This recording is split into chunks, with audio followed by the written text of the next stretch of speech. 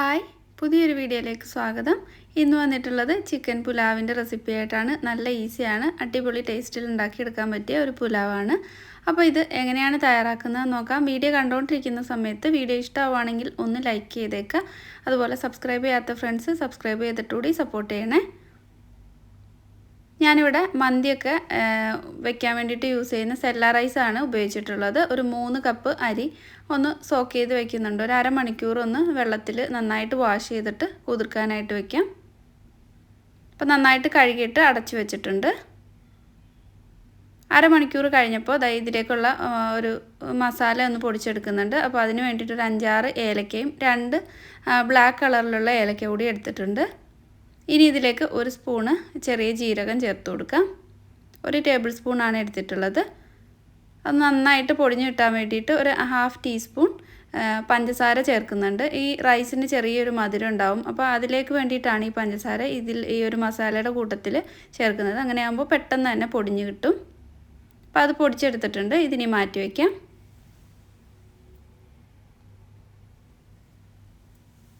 ഞാനിവിടെ ഒരു പാത്രം അടുപ്പത്ത് വെച്ച് ചൂടായപ്പോൾ അതിലേക്ക് ഓയിൽ ചേർത്ത് കൊടുക്കുന്നുണ്ട്.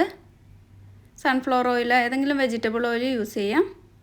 അതിലേക്ക് ഒരു 2 ടേബിൾ സ്പൂൺ നിറയെ ഡാൽഡ ചേർത്ത് കൊടുക്കാം. ഈ ഡാൽഡയ്ക്ക് പകരമായിട്ട് നിങ്ങൾക്ക് നെയ്യ് വേണമെങ്കിലും യൂസ് ചെയ്യാം. ഡാൽഡ ചേർക്കുകയാണെങ്കിൽ ആ ഒരു പുലാവിൻ്റെ നല്ലൊരു ടേസ്റ്റ് ഉണ്ടാവും. ഇനി ഇതിലേക്ക് കുറച്ച് മുന്തിരി ഒന്ന് ഫ്രൈ ആക്കി എടുക്കണം. ഈ ഒരു റൈസിലേക്ക് അത്യാവശ്യം നന്നായിട്ട് തന്നെ മുന്തിരി ചേർത്ത് കൊടുത്തു കഴിഞ്ഞാൽ നല്ല ടേസ്റ്റ് ഉണ്ടാവും. അപ്പോൾ ഞാനിവിടെ ഗോൾഡൻ റൈസിൻസും ബ്ലാക്ക് കളറിലുള്ള റൈസിൻസും എടുത്തിട്ടുണ്ട്. കരിഞ്ഞു പോകാതെ നന്നായിട്ട് ഒന്ന് ഫ്രൈ ആക്കി എടുക്കാം.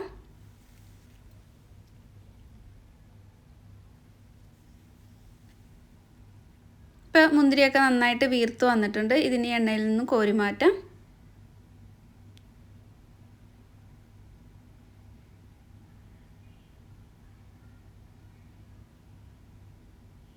ഇനി ആ ഒരു എണ്ണയിലേക്ക് തന്നെ കുറച്ച് ക്യാരറ്റ് നീളത്തിൽ കട്ട് ചെയ്തിട്ടാണ് ചേർത്ത് കൊടുക്കുന്നത്.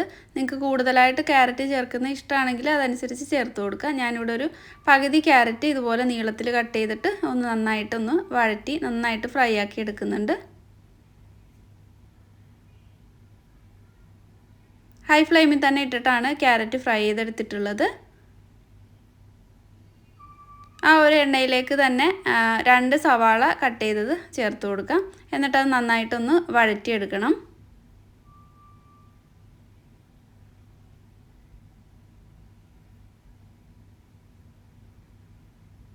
സവാളയൊക്കെ ഒന്ന് വഴന്ന് ഒന്ന് ഗോൾഡൻ കളർ ആവുന്നത് വരെ ഇതൊന്ന് വഴറ്റിയെടുക്കാം.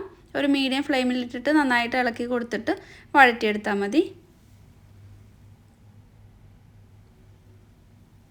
ഇപ്പോൾ സവാള അത്യാവശ്യം നന്നായിട്ടൊന്ന് മുരിഞ്ഞു വന്നിട്ടുണ്ട്. ഇതിലേക്ക് ഇനി ചിക്കൻ ചേർത്ത് കൊടുക്കുക. ഞാനിവിടെ 1 കിലോ ചിക്കൻ നന്നായിട്ട് വാഷ് ചെയ്ത് വെള്ളമൊക്കെ കളഞ്ഞെടുത്തിട്ടുണ്ട്. ചിക്കനിലേക്ക് ആവശ്യത്തിനുള്ള ഉപ്പ് ചേർത്ത് കൊടുക്കാം. പിന്നീട് റൈസ് ഇടുന്ന സമയത്ത് അതിലേക്ക് ആവശ്യത്തിന് പിന്നീട് ഉപ്പ് ചേർക്കുന്നുണ്ട്. നമ്മൾ നേരത്തെ പൊടിച്ച് വെച്ചിട്ടുള്ള മസാലയിൽ നിന്നും കുറച്ച് ചേർത്ത് കൊടുത്തിട്ടുണ്ട്. എന്നിട്ട് ഇത് നന്നായിട്ട് മിക്സ് ചെയ്തിട്ട് ഒരു മീഡിയം ഹൈ ഫ്ലെയിമിൽ ഇട്ടിട്ട് ഈ ചിക്കനൊക്കെ ഒന്ന് ജസ്റ്റ് ഒന്ന് മൊരിച്ചെടുക്കണം. ഒരുപാടങ്ങ് മൊരിഞ്ഞൊന്നും പോകണ്ട. കുറച്ചൊന്ന് മൊരിഞ്ഞിട്ട് ഈ ഒരു ഉള്ളിയുടെ ടേസ്റ്റൊക്കെ ആ ചിക്കനിലേക്ക് ഒന്ന് പിടിച്ച് കിട്ടണം.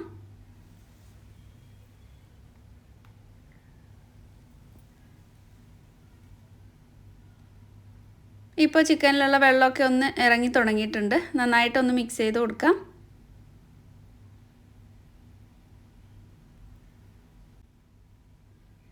കുറച്ച് എരിവ് കിട്ടാനായിട്ട് ഇതിലേക്ക് കുറച്ച് പച്ചമുളക് കൂടി ചേർക്കുന്നുണ്ട്. നിങ്ങളുടെ എരിവനുസരിച്ചിട്ട് ചേർത്ത് കൊടുത്താൽ മതി. ഇതിലേക്ക് മുളക് പൊടിയൊന്നും ചേർക്കുന്നില്ല. അപ്പോൾ ഈ ഒരു പച്ചമുളകിൻ്റെയും കുറച്ച് കുരുമുളകിൻ്റെ കൂടെ ടേസ്റ്റാണ് ഈ ഒരു റൈസിനും ഈ ഒരു പുലാവിനുള്ളത്. അപ്പോൾ ഒരു 5-6 പച്ചമുളകും കുറച്ച് കുരുമുളകിൻ്റെ പൊടിയും ചേർത്ത് കൊടുത്തിട്ടുണ്ട്. നന്നായിട്ട് മിക്സാക്കി കൊടുക്കാം. ഇപ്പോൾ സവാളയൊക്കെ ചിക്കനിലേക്ക് നന്നായിട്ട് പിടിച്ചിട്ടുണ്ട്. ഇനി ഇതിലേക്ക് കുറച്ച് ഗരം മസാല ചേർത്ത് കൊടുക്കാം.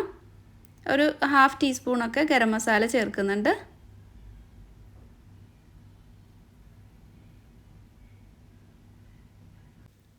ഇനി ഇതിലേക്ക് വെള്ളം ചേർത്ത് കൊടുക്കാം. ഒരു എത്രയാണ് അരി എടുക്കുന്നത് അതിൽ നിന്നും 1 കപ്പ് കുറച്ചിട്ടാണ് ഞാൻ എടുക്കുന്നത്. 3 കപ്പ് അരി എടുത്തതിന് 6 കപ്പ് വെള്ളമാണ് വേണ്ടത് സാധാരണ. അതിലൊരു 5 കപ്പ് മാത്രമേ ചേർത്ത് കൊടുക്കുന്നുള്ളൂ. എന്നിട്ട് ആവശ്യത്തിന് ഉപ്പ് ചേർത്തിട്ട് ഉപ്പ് ഉണ്ടോ എന്നൊക്കെ ഒന്ന് ടേസ്റ്റ് ചെയ്ത് നോക്കാം. റൈസിലേക്ക് പിടിക്കാനൂടെയുള്ള ഉപ്പ് പാകത്തിന് ഇട്ട് കൊടുക്കണം. ഒരു പകുതി നാരങ്ങ എടുത്തിട്ട് അതിൻ്റെ കുരു ഒന്ന് കളഞ്ഞിട്ട് ഇതിലേക്കൊന്ന് പിഴിഞ്ഞ് ചേർത്ത് കൊടുത്തിട്ടുണ്ട്. വെള്ളം നന്നായിട്ട് വെട്ടിത്തിളയ്ക്കുമ്പോൾ ഇതിലേക്ക് അരി കുതിർത്ത് വെച്ചിട്ടുള്ളതിൻ്റെ വെള്ളമൊക്കെ കളഞ്ഞിട്ട് ചേർത്ത് കൊടുക്കാം. നിങ്ങളെടുക്കുന്ന അരിയുടെ വേവ് അനുസരിച്ചിട്ട് ഇതിലേക്കുള്ള വെള്ളം ചേർത്ത് കൊടുത്താൽ മതി. ബസ്മതി റൈസ് ആകുമ്പോൾ ഇത്രയും വെള്ളം വേണ്ടി വരില്ല. അപ്പോൾ അത് നോക്കിയിട്ട് ചേർത്ത് കൊടുക്കുക. ഞാനിവിടെ 3 കപ്പ് അരിക്ക് 5 കപ്പ് വെള്ളമാണ് ചേർത്തിട്ടുള്ളത്. പിന്നെ നമ്മൾ ചെറിയ പാത്രം എടുക്കുകയാണെങ്കിൽ പെട്ടെന്ന് തന്നെ അരി വെന്ത് കിട്ടും. അപ്പോൾ അതനുസരിച്ചിട്ട് വെള്ളം കുറച്ച് ചേർത്താൽ മതി. നേരത്തെ പൊടിച്ച് വെച്ചിട്ടുള്ള മസാല കുറച്ചുകൂടി ചേർത്ത് കൊടുത്തിട്ടുണ്ട്. നന്നായിട്ട് ഒന്ന് മിക്സ് ചെയ്തിട്ട് ഇതിനി നല്ലപോലെ ഒന്ന് തിളയ്ക്കാൻ വേണ്ടി വെയിറ്റ് ചെയ്യാം. ഇപ്പോൾ നന്നായിട്ട് തിളച്ചിട്ടുണ്ട്. ചോറിലെ വെള്ളമൊക്കെ കുറച്ചൊന്ന് വറ്റി വന്നിട്ടുണ്ട്. ഇനി ഇതിലേക്ക് നേരത്തെ നമ്മൾ ഫ്രൈ ആക്കി വെച്ചിട്ടുള്ള ക്യാരറ്റും റൈസിൻസും കൂടെ ഇതിൻ്റെ ഒരു മുകളിലായിട്ട് ഇങ്ങനെ സെൻട്രലായിട്ട് ഇട്ട് കൊടുക്കാം. ഈ ഒരു പുലാവിലേക്ക് ഈ ക്യാരറ്റിൻ്റെയും റൈസിൻസിൻ്റെ ഒക്കെ ആ ഒരു ഫ്ലേവറൊക്കെ കിട്ടാൻ വേണ്ടിയിട്ട് സൈഡിൽ നിന്ന് കുറച്ച് റൈസ് ഇതിലേക്കൊന്ന് പൊതിയുന്ന രീതിയിൽ കുറച്ച് മാത്രം ഒന്ന് ഇട്ട് കൊടുക്കാം. അപ്പോൾ ഇതിൻ്റെ ഫ്ലേവറൊക്കെ ഉള്ളിലേക്കൊക്കെ ഒന്ന് കിട്ടിക്കോളും.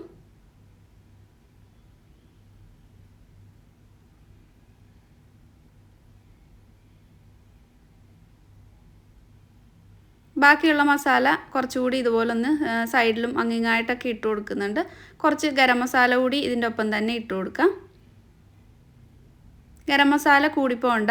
ഈ ഒരു നമ്മൾ ആദ്യം പൊടിച്ചിട്ടുള്ള ചെറിയ ജീരകത്തിൻ്റെ മസാലയുടെ ടേസ്റ്റാണ് ഇതിന് കൂടുതലായിട്ട് വേണ്ടത്. ഇങ്ങനെ സൈഡിൽ നിന്നൊക്കെ ഒന്ന് ഹോളിട്ട് കൊടുത്തിട്ട് ഇനി ഇത് ഫോയിൽ പേപ്പർ കൊണ്ട് കവർ ചെയ്തിട്ട് ഒരു 10 മിനിറ്റ് ലോ ഫ്ലെയിമിൽ വേവിച്ചെടുക്കാം.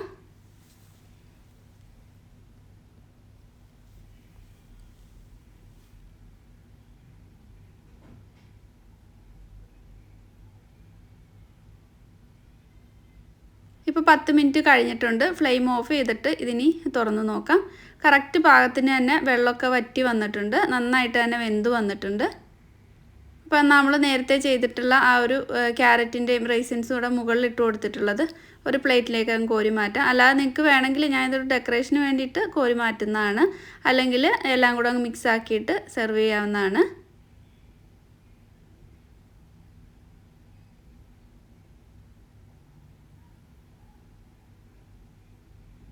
റൈസൊക്കെ നല്ല പാകത്തിന് വെന്ത് വന്നിട്ടുണ്ട്. സെല്ല റൈസ് ആയതുകൊണ്ട് ഒരുപാട് വെന്തുടഞ്ഞൊന്നും പോയില്ല. നന്നായിട്ട് തന്നെ കിട്ടും. അപ്പോൾ ബസ്മതി റൈസ് എടുക്കുകയാണെങ്കിൽ അതിൻ്റെ പാകത്തിന് തന്നെ വേവിച്ചെടുക്കണം.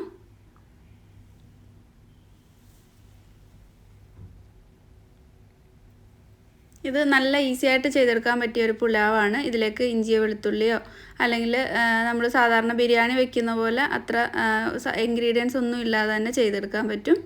പിന്നെ മുകളിലായിട്ട് കുറച്ച് ക്യാരറ്റും റൈസിൻസും കൂടി ഇട്ടിട്ട് ഡെക്കറേറ്റ് ചെയ്തെടുക്കാം. അല്ലെങ്കിൽ മൊത്തത്തിൽ മിക്സ് ആക്കിയിട്ട് സെർവ് ചെയ്താലും മതി. അപ്പോൾ ഈ ഇന്നത്തെ ഒരു വീഡിയോ നിങ്ങൾക്ക് ഇഷ്ടമായിട്ടുണ്ടാവുമെന്ന് വിചാരിക്കുന്നു. വീഡിയോ ഇഷ്ടമായിട്ടുണ്ടെങ്കിൽ ലൈക്ക് ചെയ്യുക, ഷെയർ ചെയ്യുക. സബ്സ്ക്രൈബ് ചെയ്യാത്ത ഫ്രണ്ട്സ് സബ്സ്ക്രൈബ് ചെയ്തിട്ടുകൂടി സപ്പോർട്ട് ചെയ്യണേ. അപ്പോൾ അടുത്ത നല്ലൊരു വീഡിയോ ആയിട്ട് വീണ്ടും കാണാം. താങ്ക്